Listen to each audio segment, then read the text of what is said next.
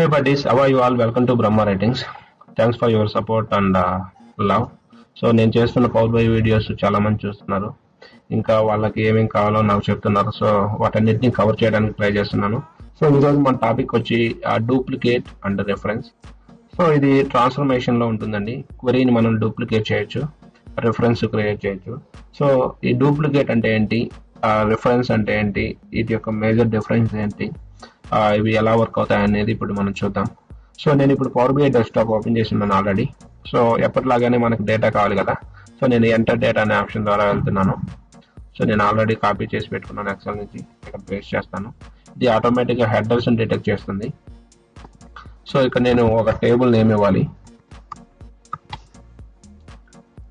Load అని click చేయగానే ఏమవుతుందో మీకు ఆల్రెడీ ప్రీవియస్ వీడియోస్లో చెప్పానండి. ఒక క్వెరీ అనేది క్రియేట్ అవుతుంది. సో ఇక్కడ రెండు క్రియేట్ అయ్యాయి. సో ఆల్రెడీ నేను ఒకటి క్రియేట్ చేశాను. So let me delete one from here. So ఇక్కడ డేటాలో అందులో ఇండివిజువల్ కాలమ్స్ ఉన్నవి చూపిస్తాయి. సో వన్స్ క్వెరీ అనేది క్రియేట్ అయిన తర్వాత మనం డేటా వ్యూలో చూడొచ్చు అనేది అన్నిటికీ డేటా అనేది చూపిస్తుంది డిఫరెంట్ గా మనం ఏదైతే కాలమ్స్ తీసుకున్నామో వాటన్నిటికీ. సో మళ్ళీ మన హోమ్కి వెళ్ళి,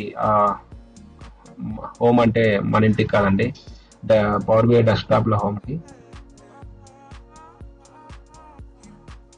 so once power BI desktop లో ట్రాన్స్ఫార్మ్ అనేది క్లిక్ చేయగానే మీకు ఎప్పటిలాగానే power BI power query editor అనేది అయితే ఓపెన్ అవుతుంది. సో నేను ఏదో విజన్ అనే దాని మీద క్లిక్ చేసి క్యాన్సిల్ చేశాను.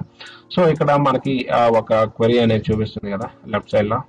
సో రైట్ సైడ్ లో మీకు ఆల్రెడీ చెప్పాను అప్లైడ్ స్టెప్స్. ఈ క్వెరీ మీద మనం అప్లై చేసిన ప్రతి స్టెప్ అనేది ఇక్కడ ఉంటుంది. దానివల్ల అడ్వాంటేజ్ ఏంటంటే మనం ఏమేమి ట్రాన్స్ఫర్మేషన్స్, ఏమేమి ఫీచర్స్ ఇక్కడ ఈ క్వెరీ మీద అప్లై చేసామనే ఉంటుంది.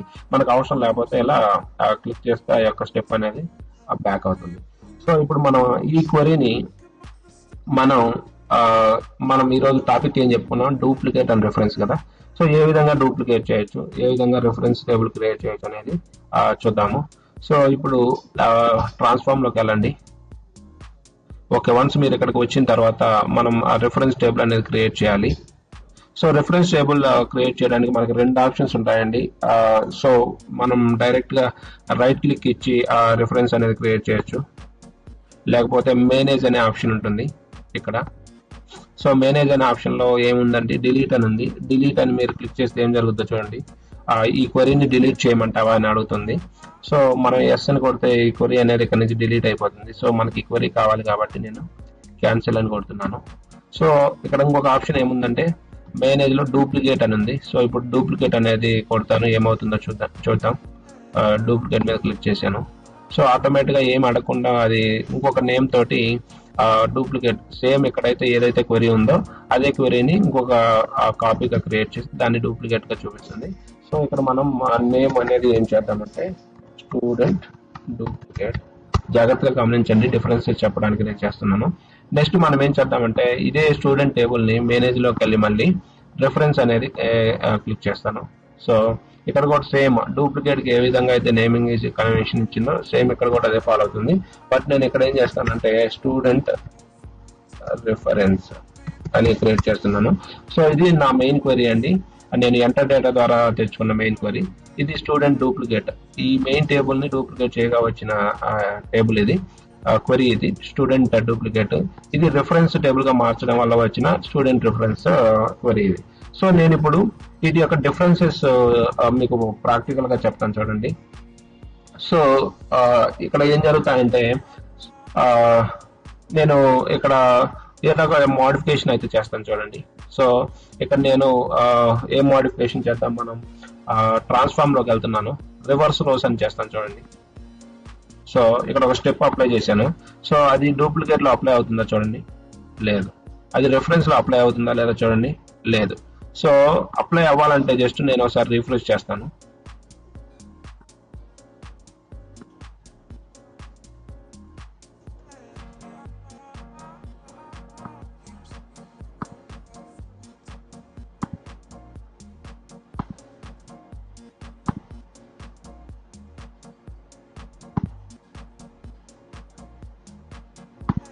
సో ఇక్కడ మీరు గమనించారా, ఇక్కడ స్టెప్ అయితే అప్లై అవ్వలేదు, కానీ ఆ స్టెప్ అయితే ఆటోమేటిక్గా అప్డేట్ అయిపోయింది ఇక్కడ. సో ఇక్కడ ఇంత ముందు వేరే నేమ్ ఉంది, ఇప్పుడు ఇది వచ్చింది. సో నేను ఒకసారి ఇక్కడ మళ్ళీ ఇక్కడ కెన్రీ ఉంది, ఇక్కడ కెన్రీ ఉంది. సో ఈ నేమ్ సేమ్ కదా. సో ఇప్పుడు నేను మెయిన్ క్వరీలో ఏం చేస్తానంటే ఇంకొక ట్రాన్స్ఫర్మేషన్ అప్లై చేస్తాను, సేమ్ అదే ఆప్షన్ ని మళ్ళీ ఉపయోగిస్తాను, రివర్స్ రోస్. సో ఇక్కడ ఫస్ట్ కి ఏమొచ్చింది, బ్రహ్మ అని వచ్చింది. సో ఇక్కడ ఏమొస్తుందో చూద్దాము. సో బ్రహ్మ ఇక్కడ స్టెప్ అయితే చూపించట్లేదు, కానీ ఇక్కడ ఏ ట్రాన్స్ఫర్మేషన్ ఏ ఆప్షన్ అనేది ఎనేబుల్ చేసినా సరే ఆటోమేటిక్ గా అది ఏమవుతుందంటే రిఫరెన్స్ టేబుల్లో కూడా సింక్ అయిపోతుంది. సో వాట్ అబౌట్ డూప్లికేట్ లో ఏమైనా చేంజ్ అయిందా? లేదు. సో ఇక్కడ కూడా బ్రహ్మ ఉంది కదా అంటే మళ్ళీ మీకు చూపిస్తాను చూడండి, రివర్స్ రోస్ చేస్తాను. సో ఈ రివర్స్ రోస్ అనేది డూప్లికేట్ లో చేంజ్ అవ్వదు.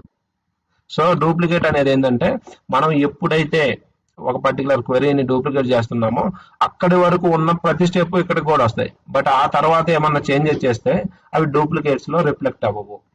ఓకే, బట్ రిఫరెన్స్ లో మటుకు రిఫ్లెక్ట్ అవుతా ఉంటాయి.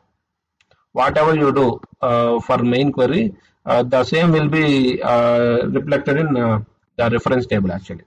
ఓకే, అర్థమైంది కదా, ఇది ఒక పాయింట్ అండి. నెక్స్ట్ ఇక్కడ రిఫరెన్స్ టేబుల్లో మనం ఏమన్నా చేంజెస్ చేస్తే అవి మెయిన్ క్వరీస్ కి ఎఫెక్ట్ అవుతాయా, ఇది second question. Okay, so normal గా మనం ఏం చేసాం, మెయిన్ క్వరీలో మనం రివర్స్ రోస్ చేస్తే అదే రిఫరెన్స్ లో కూడా వచ్చింది. సో ఈసారి నేను ఏం చేస్తానంటే ఈ రిఫరెన్స్ టేబుల్ మీద రివర్స్ రోస్ చేస్తాను. ఇప్పుడు ఏమైంది, ఇక్కడ బ్రహ్మ వచ్చింది, బట్ మెయిన్ టేబుల్ ఏముందో చూద్దాం, ఇక్కడ మారలేదు. So what ever you do in main table that will applies to reference table, but whatever you do in reference table that will not impact main query. Okay, అర్థమైంది కదా. Reference లో మీరు ఏం చేసినా సరే అవి మెయిన్ లో అవ్వవు, బట్ మెయిన్ లో మీరు ఏం చేసినా అవి రిఫరెన్స్ లో ఆటోమేటిక్ గా రిఫ్లెక్ట్ అవుతాయి ఆ చేంజెస్ ఆ స్టెప్స్ లో. సో ఇంకొకటి ఏం చెప్పాలనుకున్నా అంటే ఏదైనా ఒక టేబుల్ ని రిఫరెన్స్ టేబుల్ ఉంటే మెయిన్ టేబుల్ అనేది మనం డిలీట్ చేయలేమండి. సో ఆ ఆప్షన్ మీరు నేనేం చెప్పాను అర్థమైంది కదా. సపోజ్ ఇది మన మెయిన్ క్వరీ, సో దానికి మనం ఒక రెఫరెన్స్ టేబుల్ ని క్రియేట్ చేసాం.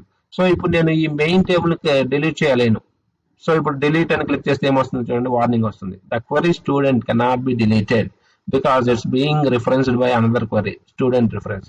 సో అంటే అర్థమైంది, ఏదైనా ఒక టేబుల్ కి రిఫరెన్స్ టేబుల్ అనేది మనం క్రియేట్ చేసి పెట్టి ఉంటే రిఫరెన్స్ టేబుల్ ఉన్నంత కాలం మనం మెయిన్ టేబుల్ ని మనం డిలీట్ చేయలేం. అర్థమైంది కదా. సో ఇది లేకుంటేనే మనం మెయిన్ టేబుల్ ని డిలీట్ చేయగలం. ఓకే, ఇంకా ఏం చెప్పొచ్చు అంటే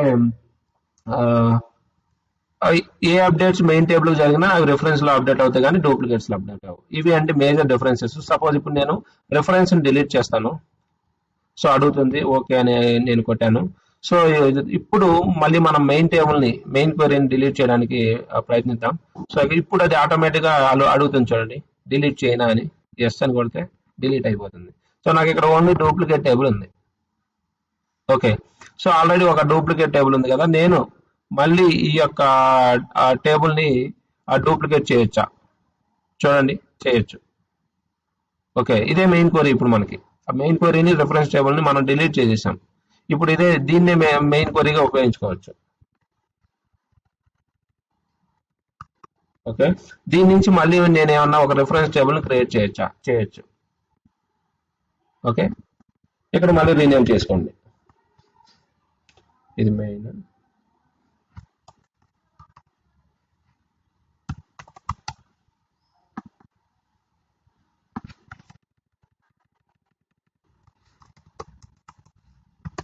ఇలా రీనేమ్ చేసుకోండి. సో ఈ విధంగా మనం రిఫరెన్స్ ప్లస్ డూప్లికేట్ చేయడం అనేది ఇక్కడ చేయొచ్చు. సో ఇక్కడ ఉంటుందండి ఆప్షన్, హోమ్ లోనే ఉంటుంది మేనేజ్ అని. సో దాన్నే మనం ఆ క్వెరీ మీద కూడా రైట్ క్లిక్ ఇచ్చి డూప్లికేట్ రిఫరెన్స్ ఈ రెండు ఆప్షన్స్ ఉపయోగించుకొని చేయొచ్చు. సో ఫైనల్ గా నేను ఏం చెప్పదలుచుకున్నా అంటే ఒక క్వెరీని మనం డూప్లికేట్ చేయొచ్చు. డూప్లికేట్ చేయగానే ఏమవుతుందంటే ఒక కొత్త నేమ్ తోటి క్రియేట్ అవుతుంది, దాన్ని మనం కావాలంటే రీనేమ్ చేసుకోవచ్చు. డూప్లికేట్ చేసినప్పుడు ఒరిజినల్ క్వరీ ఏదైతే ఉందో అందులో అప్పటి వరకు అప్లై చేసిన స్టెప్స్ అన్ని కూడా ఒకసారికి డెఫినెట్ గా అప్లై అవుతాయి, చూపిస్తాయి. బట్ అక్కడి నుంచి ఏమన్నా మీరు కొత్తగా మెయిన్ క్వరీకి ఏమన్నా అప్లై చేస్తే ట్రాన్స్ఫర్మేషన్స్ అవి డెఫినెట్ గా చూపించవు, అవి రిఫరెన్స్ టేబుల్లో చూపిస్తాయి. అర్థమైంది కదా. మళ్ళీ రిఫరెన్స్ టేబుల్లో మీరు ఏమైనా చేంజెస్ చేస్తే మెయిన్ టేబుల్ కి ఎటువంటి ఇంపాక్ట్ ఉండదు. ఇది అండి కాన్సెప్ట్. సో అర్థమైంది కదా. ఏమైనా క్వెరీస్ ఉంటే మీరు డెఫినెట్ గా పింక్ చేయండి. సో కామెంట్ చేయండి. నేను వన్స్ ఇది యూట్యూబ్లో అప్లోడ్ చేసిన తర్వాత ఈ వీడియోని మీరు కామెంట్ చేయండి. ప్రతి కామెంట్కి రిప్లై ఇవ్వడానికి ట్రై చేస్తాను. Thanks a lot. Have a good day. Happy learning.